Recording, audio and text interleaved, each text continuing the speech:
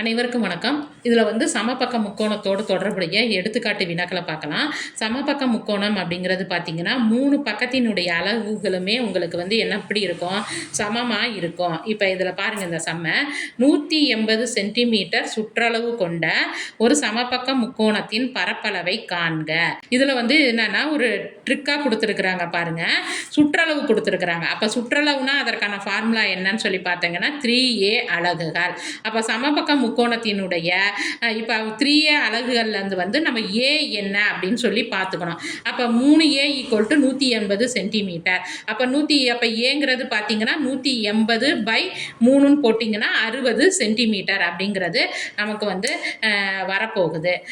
இப்போ இதனுடைய சமபக்க முக்கோணத்தின் பரப்பளவுக்கான ஃபார்முலா √3/4a² சதுர அலகுகள். அப்போ இதை வந்து எடுத்து எழுதுங்க. √3/4 × a². a²னா என்னது, 60 × 60.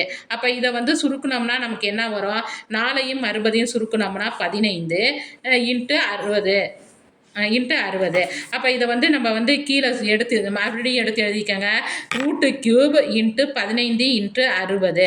அப்போ √3 மதிப்பு 1.7320 × 15 × 60. அப்போ இதனுடைய கணக்கு இதனுடைய விடை என்னன்னு பார்த்தீங்கன்னா 1558.8 சென்டிமீட்டர்². அடுத்து பக்க சுற்றளவு பார்க்கலாம். சுற்றளவோட தொடர்புடைய ஒரு சம பார்க்கலாம். பக்க அளவு 4 சென்டிமீட்டர் கொண்ட சமபக்க முக்கோணத்தின் சுற்றளவு காண்க.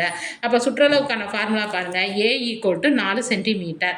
சுற்றளவுக்கான ஃபார்முலா பாருங்கள் 3a. அப்போ 3 × 4 = 12 சென்டிமீட்டர். நன்றி, வணக்கம்.